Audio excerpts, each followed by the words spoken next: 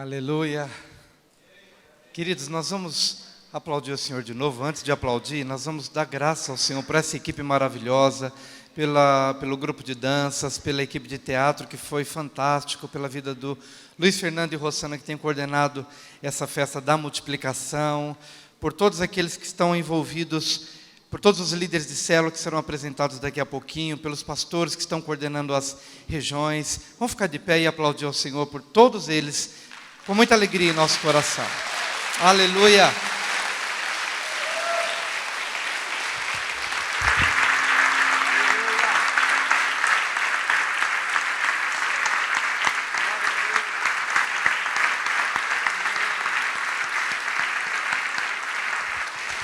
Aleluia.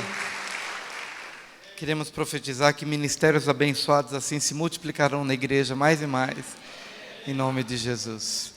Você pode se assentar, querido. Eu gostaria de te convidar a abrir o texto bíblico em Lucas 19, de 41 a 48.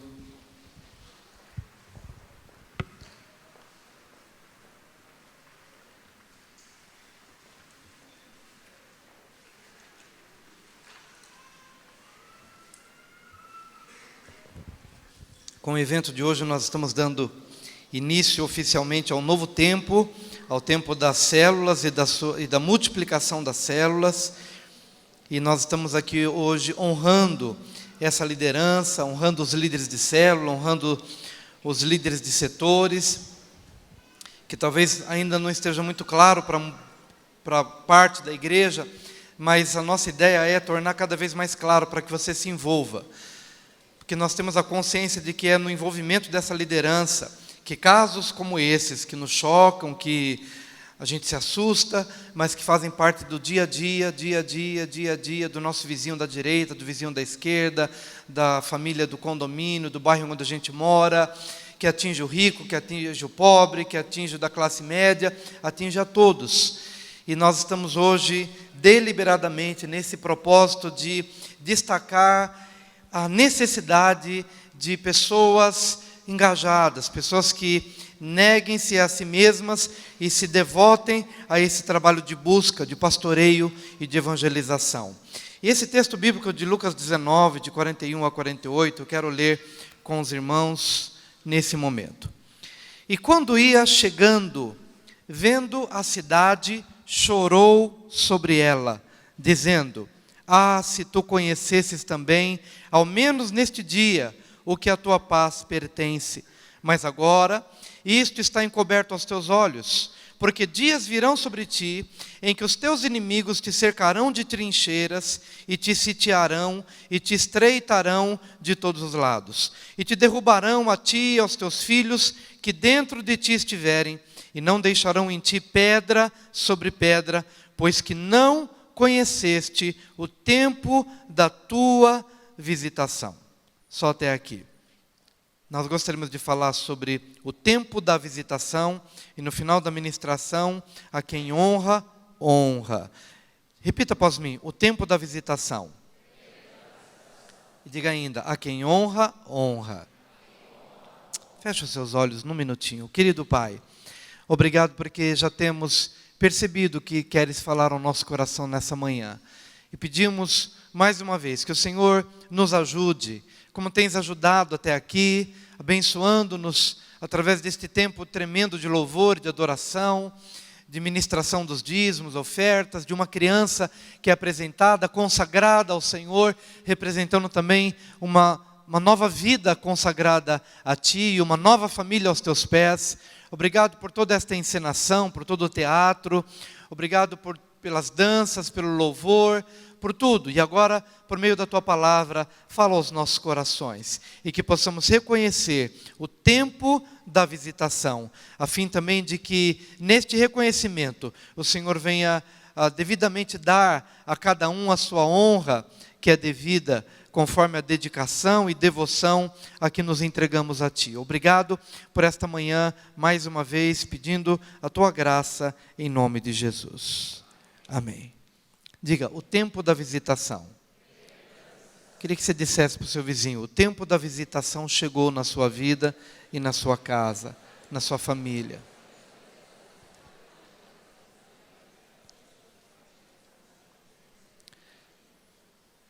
Queridos, eu quero ser breve, porque vamos orar pelas células, pelos líderes, mas eu quero deixar uma palavra que Deus colocou em nosso coração nesses dias, especialmente para este momento. E queremos falar sobre o tempo da visitação. Jesus, ele estava se dirigindo a Jerusalém. E quando ele estava se aproximando daquela cidade, que havia nascido, a cidade de Jerusalém havia nascido com um propósito de ser uma cidade de paz, ser uma cidade de shalom. O shalom representa paz, alegria, prosperidade, suprimento, cuidado de Deus. O shalom ele é muito mais abrangente. E Jerusalém foi uma cidade que nasceu para ser uma cidade de paz. No entanto, o que acontece ao longo dos anos é que ela vive conflitos sobre conflitos, problemas sobre problemas, guerra sobre guerra. Parece até que aquilo para o qual ela nasceu, ela não consegue entender, ela não consegue desfrutar. Eu quero hoje, de uma maneira muito simples, dizer o seguinte, que todas as famílias que estão aqui nesse templo nasceram com uma visão divina, nasceram para ter paz no casamento, para ter paz, para ter harmonia relacional, para ter prosperidade financeira, para não andar por aí batendo cabeça aqui e ali, para não andar confuso, para não andar na realidade que nós percebemos aqui nesse teatro. Todas as famílias que aqui estão, literalmente, sendo você um visitante que nunca talvez tenha entrado neste lugar, ou nunca tenha entrado em uma igreja, seja ela evangélica ou católica, não importa. Mas todos os que estão aqui nasceram para ter paz. Nasceram para vivenciar na sua vida pessoal, na sua vida familiar, o shalom pleno, completo, na sua empresa, nos seus negócios, na sua vida familiar, no relacionamento com os filhos, sendo filho com seus pais. E esse era o propósito de Deus, não diferente para Jerusalém. Mas quando Jesus estava se aproximando de Jerusalém, ele chorou sobre ela, porque tudo que ele via naquela cidade era totalmente diferente dos sonhos do coração do pai, então ele chora. Qual que é a esposa que não chora quando ela pensa assim, puxa, eu casei com meu marido para viver com ele em harmonia, e de repente o marido pega e trai e vai embora, o que acontece? Ela chora sobre o seu leito, ela se prostra e diz, pai, não foi para isso que eu casei casei para ter harmonia com meu marido. Quantos pais consagram os seus filhos, como hoje tivemos aqui o Francisco e a Vanessa, uma criança linda, o João Gabriel, sendo colocado diante de Deus, Senhor, eu te consagro. Qual é o pai que não consagra o seu filho com uma boa visão? Mas a realidade desta sociedade, infelizmente, é que quando esses meninos vão crescendo, de repente, eles adotam para si um outro pai, adotam para si uma outra mãe, um amigo que o desvirtua, talvez um traficante da vida, e glória a Deus que não será assim nas crianças que estamos consagrando, justamente porque essa maldição está sendo quebrada. Essa maldição que hoje impera na sociedade está sendo quebrada quando um filho é consagrado ao Senhor, mas está sendo quebrada quando um pai e quando uma mãe se devotam e dizem, Senhor, guarda minha casa, livra-nos do mal e não permita que essa praga e que essa chaga chegue à minha tenda, chegue à minha casa, em nome do Senhor Jesus. Mas por que Jesus chorava sobre Jerusalém? Porque aos seus olhos, Jerusalém estava longe de ser a cidade de paz, que era o espelho do sonho do Pai. Por isso ele chora. E há alguma descrição acerca do choro de Jesus? Por que ele chora sobre Jerusalém? Em primeiro lugar, porque ela não conhecia quem lhe podia trazer a paz. Diga, Jerusalém sofria. E Jesus chorou sobre ela. Porque ela não conhecia quem lhe podia trazer a paz. E quem pode trazer a paz a Jerusalém? Jesus. Quem pode trazer a paz à família, ao marido, à esposa? Jesus. Há um texto da palavra de Deus que diz, reconhece-o em todos os teus caminhos e você será abençoado. Reconhece-o. Não basta você vir no domingo aqui na igreja e ouvir a palavra de Deus. Quando terminar o culto e que você for para casa descansar, reconhece Deus lá nas decisões que você vai tomar em casa. Antes de falar alguma palavra dura para a esposa, reconhece Deus naquele momento. Consulta a Deus, fala com Deus, dá importância para Ele naquela hora. Antes de comprar uma casa, antes de fazer uma dívida, antes de tomar uma determinada decisão na sua empresa, reconhece-o. Admita que você precisa dEle. Dobre o seu coração diante dEle e diga: Senhor, até hoje eu tenho vivido as minhas próprias custas, com base na minha própria sabedoria e entendimento, e ao perceber o histórico da minha vida, errei aqui, pisei na bola ali, quebrei a cara ali, perdi dinheiro aqui, agredi a minha esposa ali, meus filhos estão longe de mim, não consigo mais conversar com eles, não tenho um relacionamento, um diálogo. Senhor, me arrependo, porque eu não te reconheci. Ah, Jerusalém, Jerusalém, Jerusalém, Jerusalém, se você soubesse, se você conhecesse, quem pode lhe trazer a paz? Eu que estou chegando. Se você me reconhecesse, você teria resolução de todos os teus problemas, todos os teus vazios, toda a tua depressão. Você não precisa de uma outra mulher que não seja a tua mulher, porque se você conhece Jesus, esse vazio que vai no teu coração é suprido, e então você volta para sua casa entendendo: querida, perdoa-me pelos anos da minha vida, ou pelo tempo em que eu perdi tempo, em que eu andei confuso. Jesus chorou sobre Jerusalém, porque Jerusalém não conhecia quem lhe podia trazer a paz.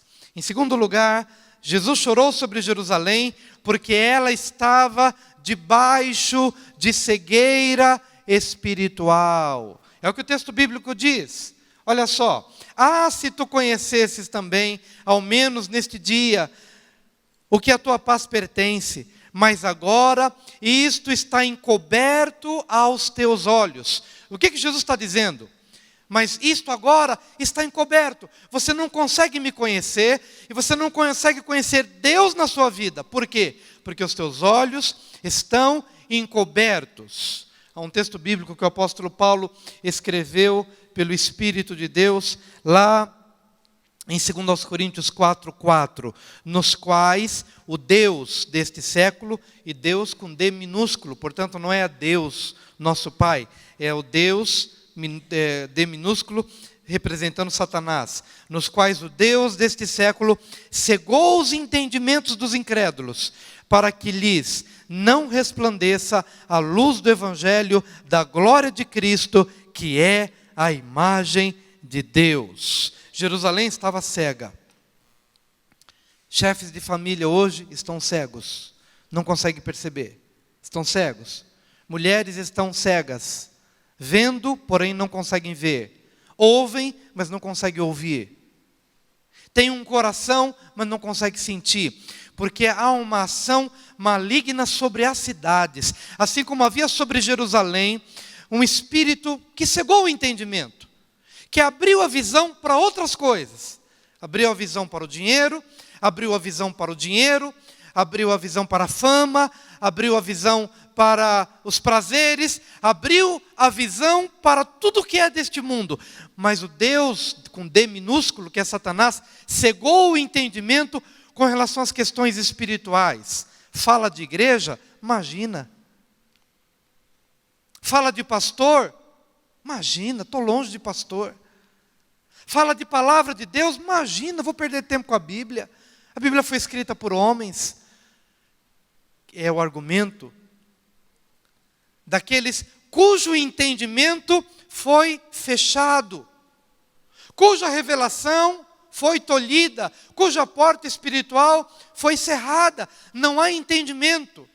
Há um distanciamento da palavra, há um distanciamento da igreja, há um distanciamento das coisas espirituais, porque o Deus deste século cegou o entendimento, para que não lhes resplandeça a luz do Evangelho, que é a imagem de Deus. Então por que esse grupo se reúne? as cadeiras, as pessoas, nas casas. Vamos orar pelo pai, vamos orar pela mãe, vamos orar pelo vizinho, porque eu percebo que o vizinho está batendo na esposa por causa de bebida. Porque eu percebo que a filha, ela está se perdendo, porque há uma atração maligna, e ela está sendo seduzida por aquele caminho, mas nós vamos orar.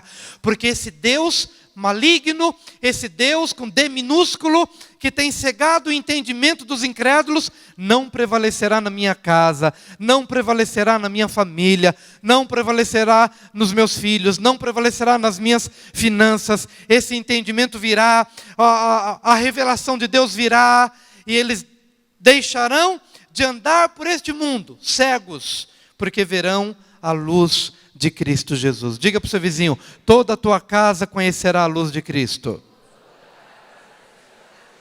Aleluia. Não andarão mais debaixo de cegueira espiritual. Células e mais células. Células e mais células, grupos familiares estarão sendo espalhados por toda a cidade. E quanto mais células forem espalhadas, mais oração, mais intercessão, mais convite, mais evangelização. E aquele que roubava não roubará mais, aquele que adulterava não adulterará mais.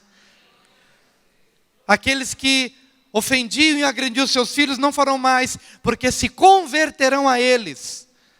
Terão compaixão dos seus filhos, serão amigos dos seus filhos, mas também serão disciplinadores dos filhos. E os filhos se converterão a seus pais. É isso que o Evangelho faz. Ele remove o véu. Ele remove o véu da incredulidade, do coração empedernido, do coração endurecido. E faz com que haja conversão. Mas Jesus chorou sobre Jerusalém, primeiro porque ela não conhecia quem lhe podia trazer a paz. Jesus chorou sobre Jerusalém, porque ela estava debaixo de cegueira espiritual. E nós precisamos orar e chorar sobre a nossa família. Quando o quadro é de cegueira espiritual, para que haja luz e para que eles vejam, em nome de Jesus.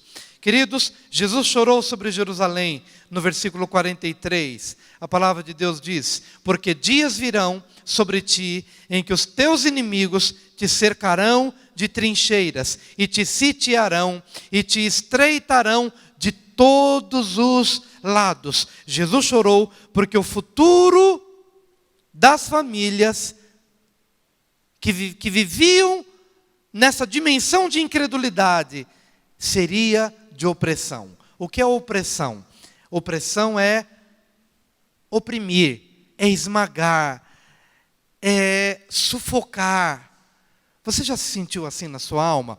Oprimido, agoniado, angustiado, apertado, encolhido, como que espremido sobre a parede, como que sem opções, sem alternativas, opressão. Jesus chorou porque a visão que ele tinha sobre Jerusalém era outra. Eu te levarei para uma terra boa, que mana leite e mel. Você terá espaço, eu te alargarei adiante, à vanguarda, à retaguarda, à direita e à esquerda. Eu te levarei para uma terra deleitosa, uma terra espaçosa. A opressão não faz parte dos sonhos meus para ti. Jesus não sonhou com opressão para a tua vida. Jesus sonhou com paz. Ele sonhou com prosperidade. Ele sonhou com livramento. Ele sonhou com alegria. Mas ele chorou sobre Jerusalém quando ele percebia: esse caminho no qual você está resultará em opressão. Não é isso que Deus tem para você. Não é isso que Deus tem para a tua casa. Não é isso que Ele tem para a sua família. A opressão não faz parte do que Deus idealizou para mim e para você. Jesus chorou sobre a cidade, no versículo 44, e te derrubarão, a ti e aos teus filhos, que dentro de ti estiverem, e não deixarão em ti pedra sobre pedra, pois que não conheceste o tempo da tua visitação. A quarta razão por que Jesus chorou sobre Jerusalém é porque o futuro dos filhos não seria conforme o plano divino original. Você sabia que Deus está preocupado com... Eu tenho 3 filhos. Nenhum dos meus filhos, nenhum deles se casou ainda. Casarão no devido tempo. Mas sabia que Deus já está preocupado no bom sentido, não é preocupação como a nossa, mas Ele já tem visualizado e Ele tem provido o melhor, até para quem não nasceu. Deus já está vendo o meu neto. E Ele tem preparado um caminho perfeito. Para os meus filhos e para os filhos dos filhos e para os filhos que estão dentro de mim. Quando Ele diz dentro de mim, Ele está falando para aqueles que estão dentro da minha casa, mas Ele está falando dos filhos que estão dentro de mim, dentro das minhas entranhas. Ou seja, meus netos, meus bisnetos e a minha posteridade. Mas quando Jesus chorou sobre Jerusalém, Ele chorou porque Ele estava vendo não somente aquela geração oprimida, mas Ele estava vendo os pequeninos que estavam jogando bola na rua. Jesus era gente como nós. Tinha gente nos dias de Jesus que jogava bola como a gente joga bola. E quando Ele passava, provavelmente pelos campinhos de futebol, crianças inocentes, mas Ele passou e Ele chorou sobre aquelas crianças. Porque Ele viu o futuro delas. Um futuro de opressão. Um futuro de clamor, buscando pão e não tendo. Ele chorou sobre os filhos por Jerusalém, quando olhou para Jerusalém. Qual é o propósito que Deus tem para seus filhos e para seus netos? A palavra de Deus nos diz em Jeremias 32, 39. E lhes darei um mesmo coração e um só caminho, para que me temam todos os dias, para seu bem e o bem de seus filhos depois deles. Diga, Deus proveu para mim um caminho maravilhoso, para o meu bem e para o bem dos meus filhos depois de mim. Então alegre-se, querido, levante a sua mão, comece a abençoar seus filhos, abençoa seus netos, abençoa aqueles que estão dentro de você, abençoa a sua posteridade, abençoa os que estão dentro da sua casa, abençoa aqueles que estão saindo de você. Por quê? Porque verdadeiramente esse é o plano de salvação que Deus tem para nós, para a nossa casa, para a nossa família, para a nossa descendência, para a nossa posteridade, em nome de Jesus. E todos os planos perfeitos de Deus para nós se cumprirão cabalmente, porque este é o plano do Senhor para a nossa vida, em nome de Jesus. Diga, assim será, em nome de Jesus. Aleluia! Pode aplaudir o Senhor, se é para Ele, dê um aplauso bem forte. Se não é isso que você tem visto, como Jesus fez, chore ainda. Ainda há um choro a ser feito. Algumas lágrimas ainda a serem derramadas. Porque as lágrimas geram avivamento. As lágrimas geram arrependimento. As lágrimas geram uma aproximação daqueles que ainda não estão próximos, para que se aproximem do Senhor, em nome de Jesus.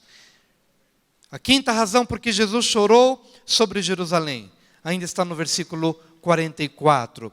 E te derrubarão a ti e a teus filhos que dentro de ti estiverem, e não deixarão em ti pedra sobre pedra. Não deixarão em ti pedra sobre pedra. O que a pedra sobre pedra representa? As obras das minhas mãos. Imagina você passar a vida inteira construindo alguma coisa e de repente vem alguém e derruba tudo que você fez.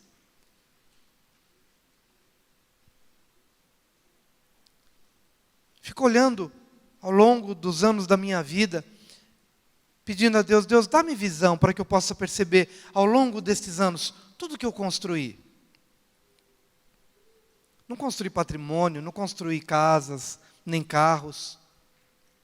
Estou no caminho ainda de obter algumas coisas, e Deus vai me dar no tempo que Ele quiser que eu tenha. Mas eu não estou falando de casa, nem de carro, nem nada disso. Eu estou falando de um caminhar do Evangelho, de vidas edificadas, de uma igreja estabelecida. Senhor, confirma a obra das minhas mãos, para que quando eu vier a deixar este mundo, os que ficarem possam dizer, olha, por aqui passou um homem de Deus, por aqui passou um missionário, por aqui passou um pastor, por aqui passou um homem que fez, que construiu, que incentivou, que pregou, que ensinou, que ajudou famílias, que abençoou casamentos, que reconstruiu lares que estavam destruídos, que trouxe uma palavra para os jovens, que abraçou as crianças, que casou essas crianças depois que elas cresceram. Uma obra, um caminhar. Meu amado, quais são as tuas obras?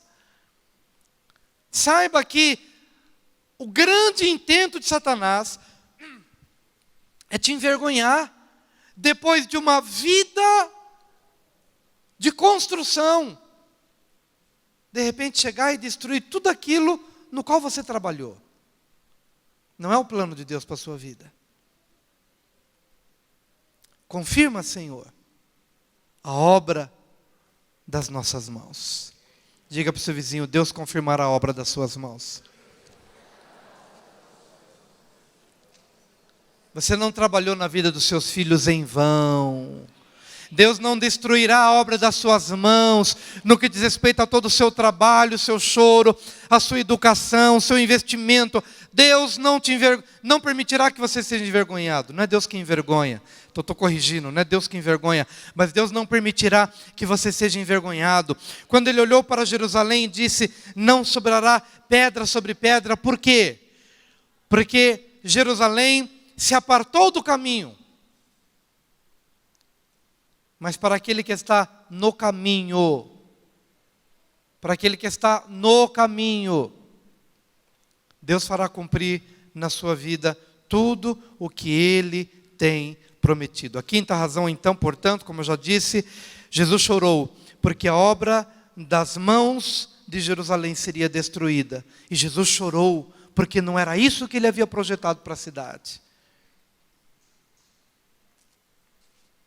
Repita após mim, Jesus chorou, porque a cidade não conhecia quem lhe podia trazer a paz. Jesus chorou, porque ela estava debaixo de cegueira espiritual.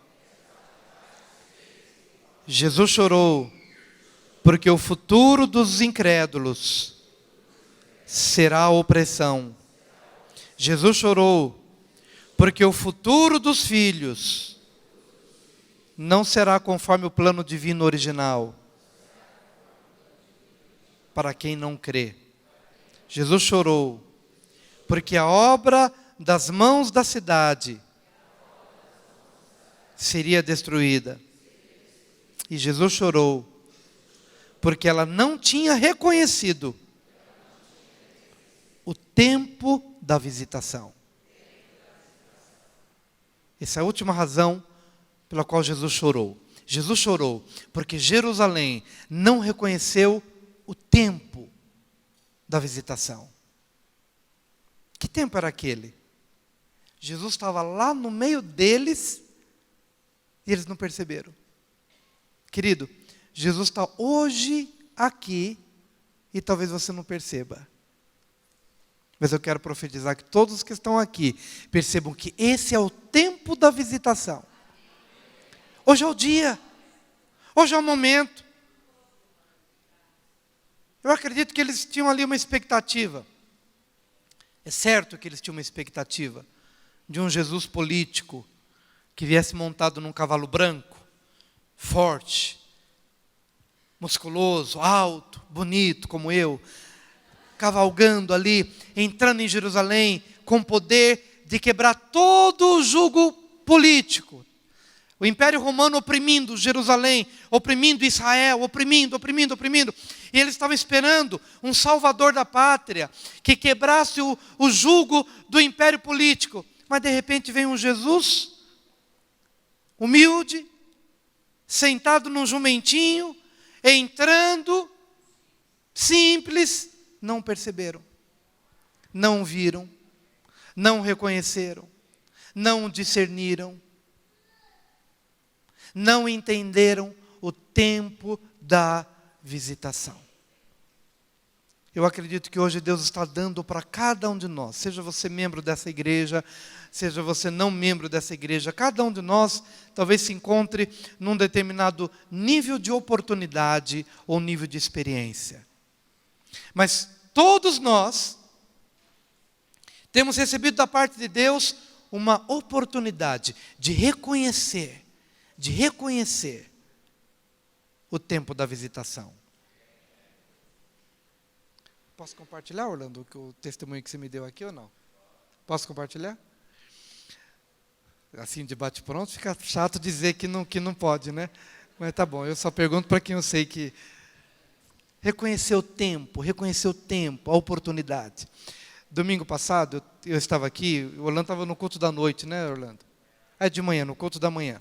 E a gente estava aqui e tal... E o Gleice também estava, acho que foi junto com o Orlando e o Gleice, a gente estava aqui ministrando a palavra. Presta atenção no que eu vou te dizer aqui, porque tem a ver com o tempo da visitação.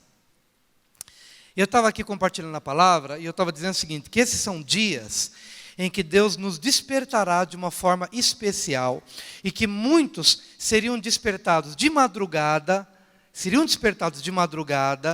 que talvez nem perceberiam que era Deus que estava despertando, mas eles seriam despertados de madrugada, porque Deus queria falar com eles. E eu estava aqui dando esse exemplo, e de repente olhei para Orlando, e falei o seguinte, Orlando, desperta, porque eu quero falar com você nessa madrugada. Aí depois cheguei e falei assim, Gleison, desperta, porque Deus quer falar com você. E simplesmente falei isso. E agora pela manhã, o Orlando pega e me compartilha, pastor, na hora que o senhor citou o meu nome e deu aquele exemplo, eu quase que morri do coração, eu gelei, porque naquela manhã o sono tinha me fugido de madrugada, e eu tinha sido despertado de madrugada, só que eu não percebi que era Deus que estava querendo falar comigo. Mas quando o pastor falou, Orlando, desperta, logo me lembrei de que naquela madrugada Deus tinha me despertado para falar comigo, e eu não percebi. Mas agora, pastor, eu estou mais esperto. Diga para o seu vizinho, fica esperto, meu irmão, fica mais esperto. Fica esperto. O que faltou para Jerusalém? Ficar esperta. Faltou para Jerusalém discernimento. Queridos, quando é que a gente perde o discernimento? Quando a gente se afunda nos prazeres, quando a gente se afunda na bebida, quando a gente se afunda na violência, quando a gente se afunda na agressividade, quando a gente mergulha no dinheiro, quando a gente mergulha nas coisas palpáveis e concretas deste mundo presente.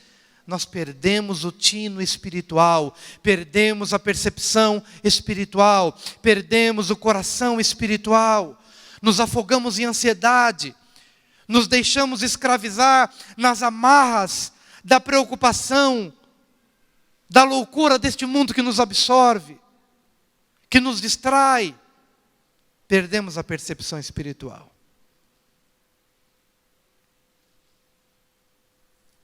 Amém, queridos? Eu acredito que nós daremos motivo, não para que Jesus chore sobre nós, mas que nós daremos motivo para que Ele se alegre sobre nós.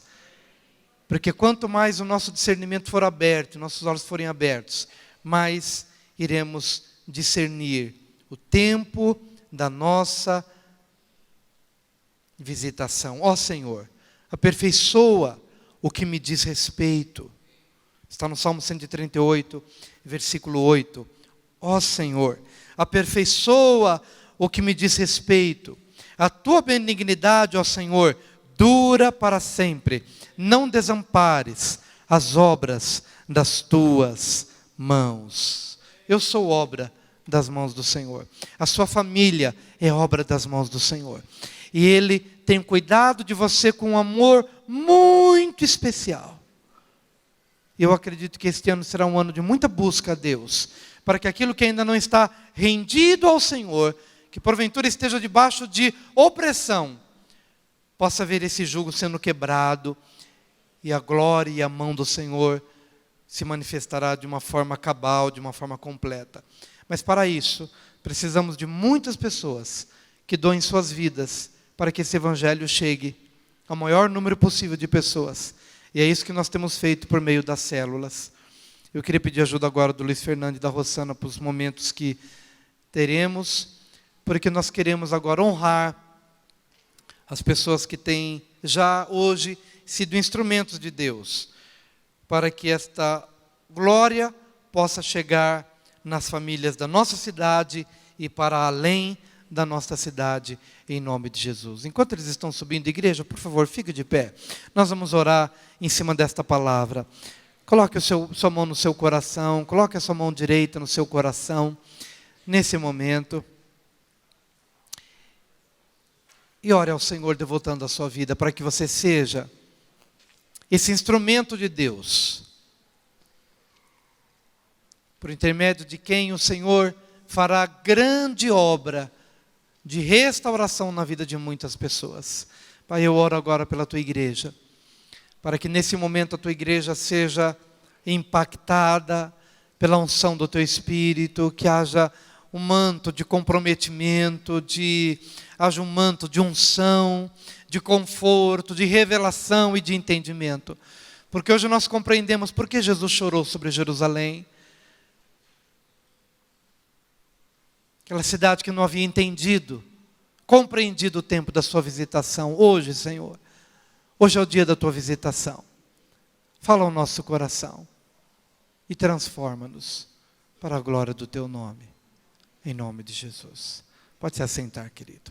Que as famílias da igreja, nossos queridos visitantes, possam ter um domingo agradável, um domingo de descanso, o primeiro dia da semana, mas também que seja um dia de reflexão acerca de tudo aquilo que nós temos ouvido e visto na tua presença.